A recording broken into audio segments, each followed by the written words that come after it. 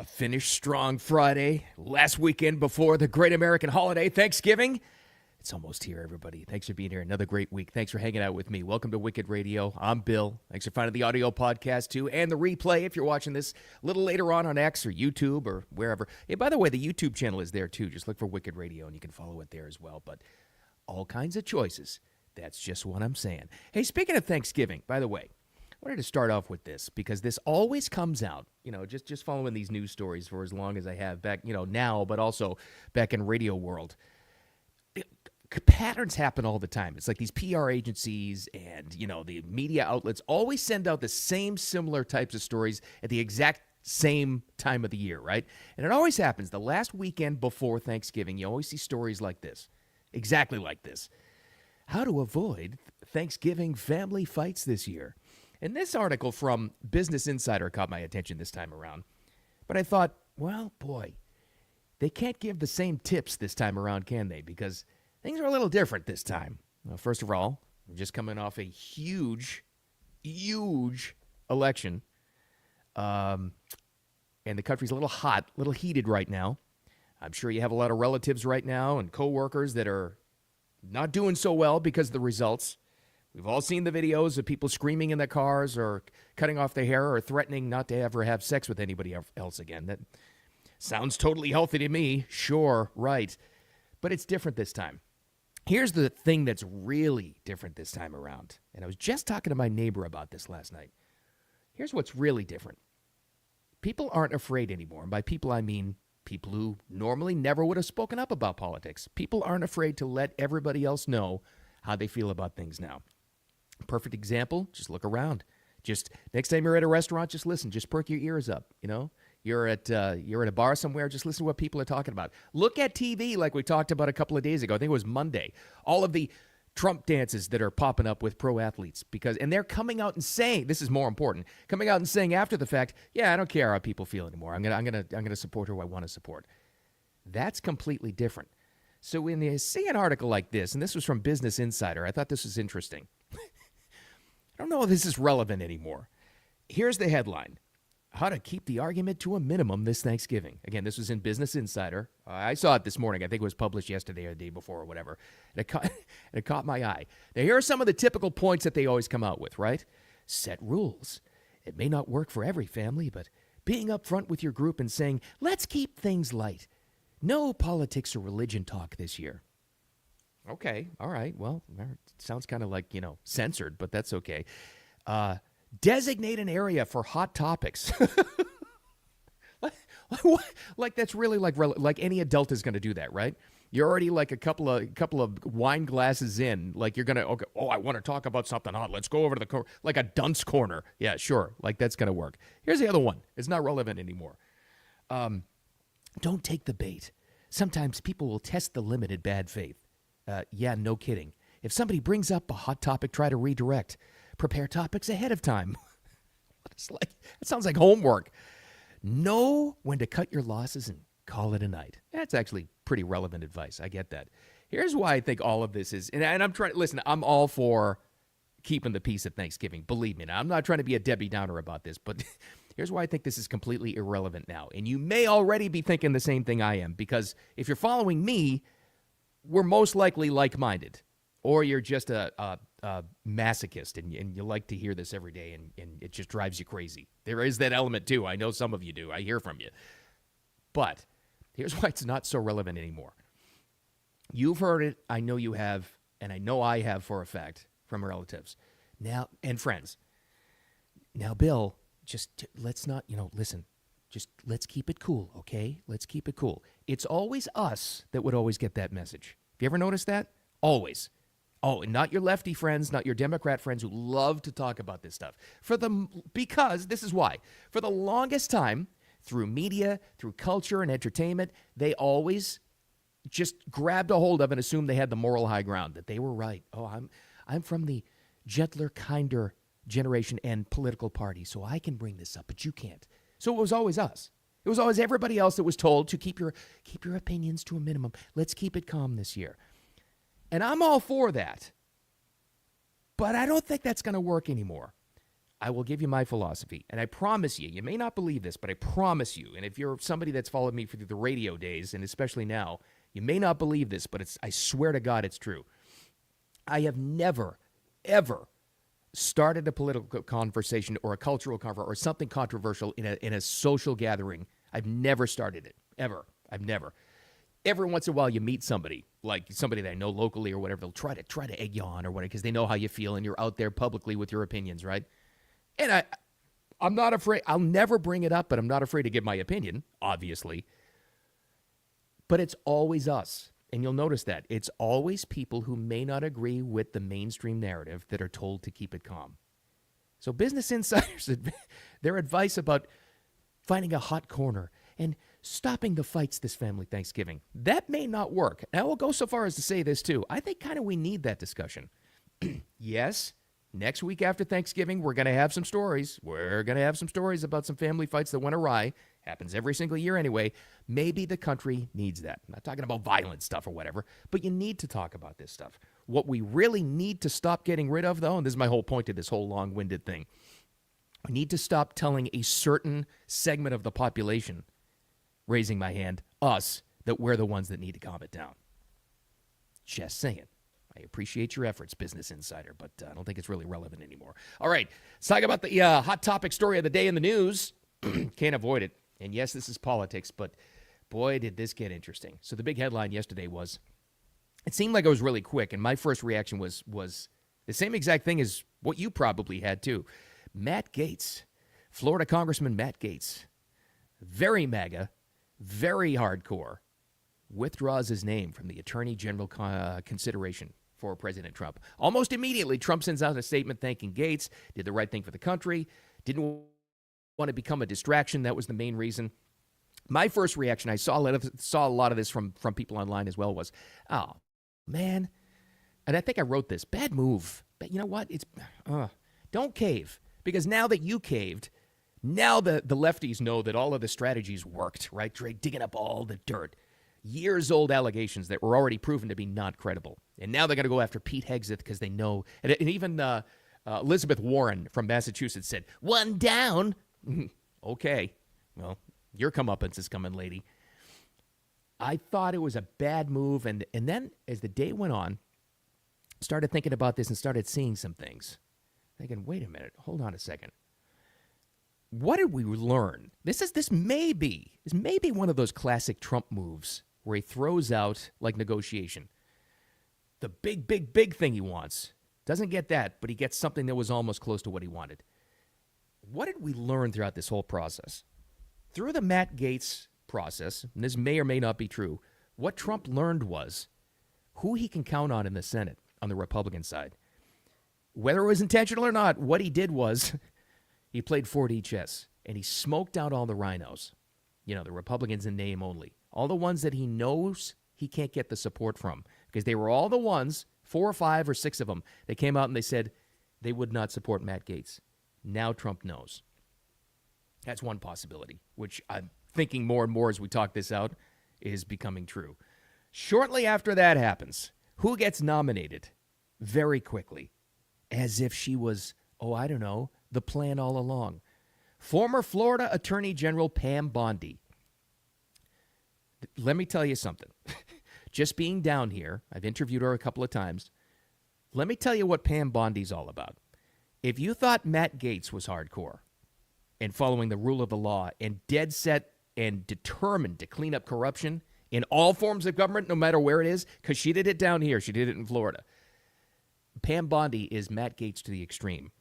Here's what in a good way, in my opinion. Here's what I mean. Here's a little taste of Pam when she was Attorney General just a couple of days ago. She was in Polk County in the center of the state, kind of like highlighting a big illegal immigrant crime bust that happened. It was drug-related and violent-related. And she was referring here to Polk County Sheriff Grady Judd, who's awesome. Because when you're in this country illegally and you're doing things illegally, I want to tell you, and you wind up in Polk County, Grady Judd is going to find you. The DEA is going to help him. And my statewide prosecutors are going to lock you up for as long as we can. And we're going to enjoy it. That's Grady Judd you heard there at the end, and we're gonna enjoy it. He's the guy you might have seen. He always makes these videos after one of these big busts, and his most famous line ever was a shootout with his Polk County deputies, and they won. And he talked about the bad guys, and he said they're not only dead, they're graveyard dead.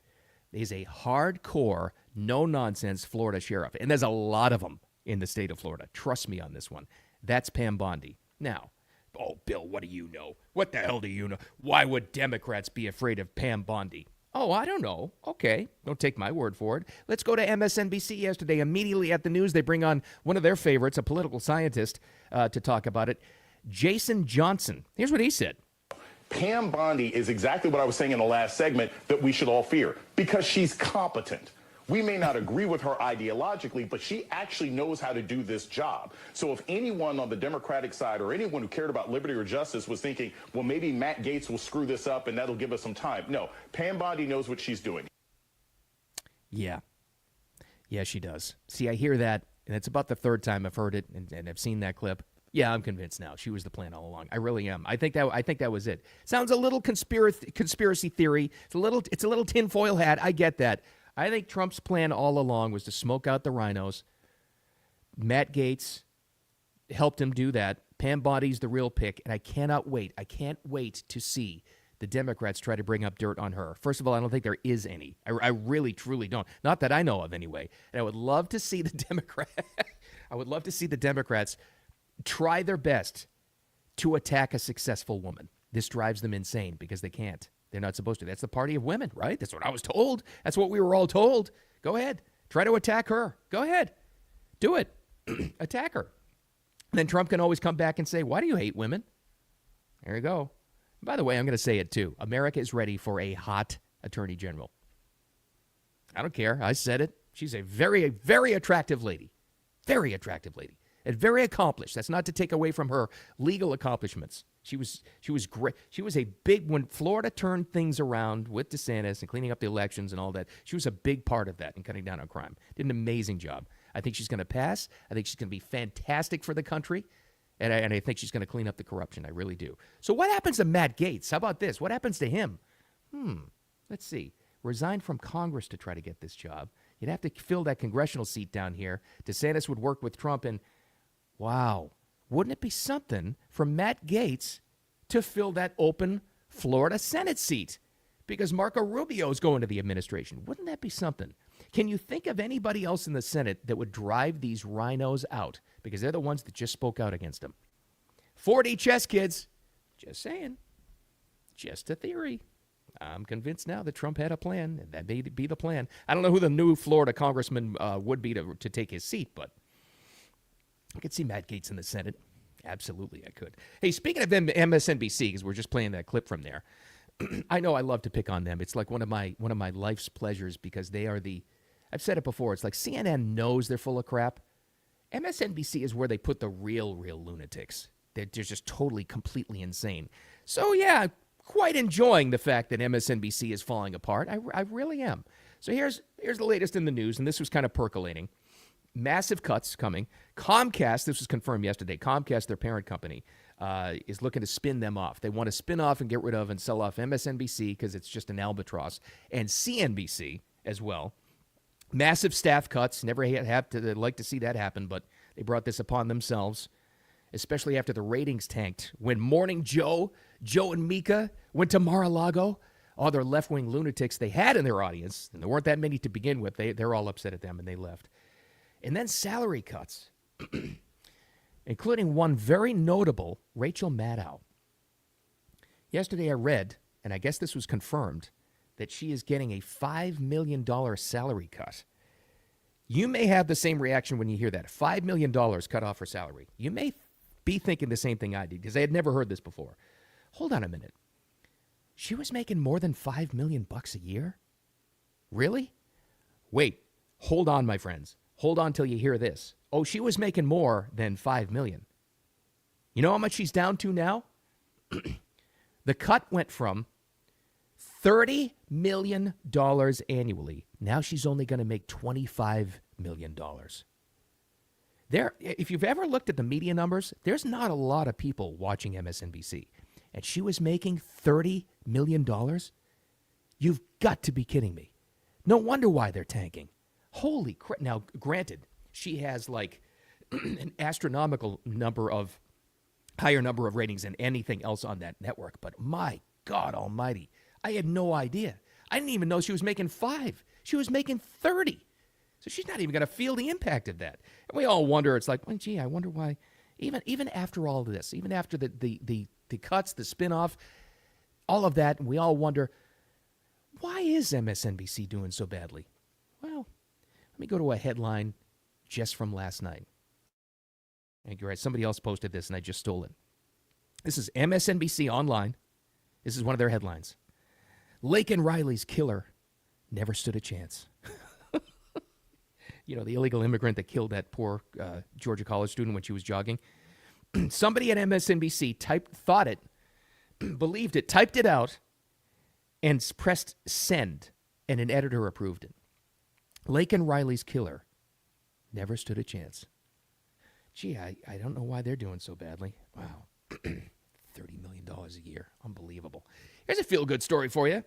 So there was an American Airlines flight, apparently, and we're all getting the story now, on Tuesday morning. It was going from Milwaukee to Dallas. It was flight 195, and all the passengers are talking about it now because they had an incident on board. Some lunatic got up, and I think, sadly, we're going to see a lot more of these because there are so many people who are completely broken after the election. Like the people who are like on the verge of mental illness, they're off the edge now. So watch out for airline flights. Some lunatic got up mid-flight and tried to open the door. Here's what's different, and you see this every once in a while now. Passengers don't put up with that anymore. And this really changed ever since 9/11, years ago. You try to cause any kind of a problem on a flight, it's not just an air marshal that would stop you, it's other passengers. Here's one of those passengers now talking about it, and here's how they subdued the guy. There was no time. He was 2 feet from the door. It was just chaos. He was going for the door. And so I just grabbed the guy from behind and kept him from pulling the thing on the door. You know, we were on our knees holding him down. And how'd they hold him down? Get this, they duct taped him.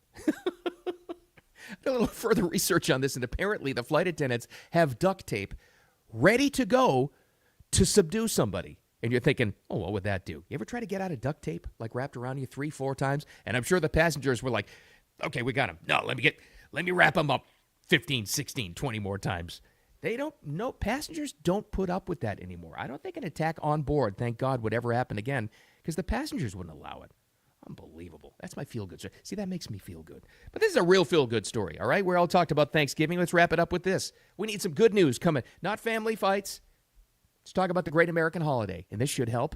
According to the American Farm Bureau, Thanksgiving's going to cost a little less this year. How about that? We'll welcome that good news, right? American Farm Bureau has been doing this. They crunch the numbers, and they've been doing it every single year for almost 40 years now. And here's what they say. Here are the numbers. It'll cost less than last year. They looked at it.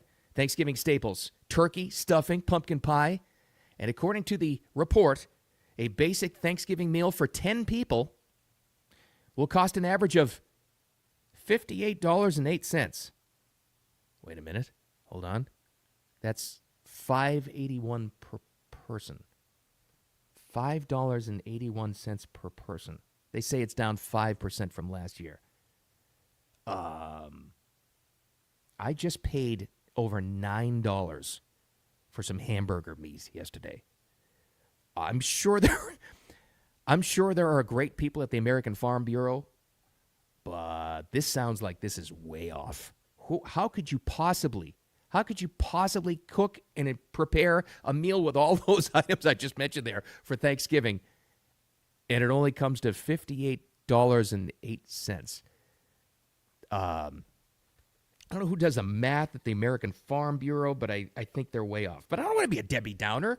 If the trend is, maybe the individual numbers are off, but if the trend is it's 5% less than last year, okay, I'll take it, I guess. I think they're a little off on that because the prices are still astronomical, but that's all going to change. Don't worry about it. That's all coming, and that's our good news. All right, listen, it's Friday.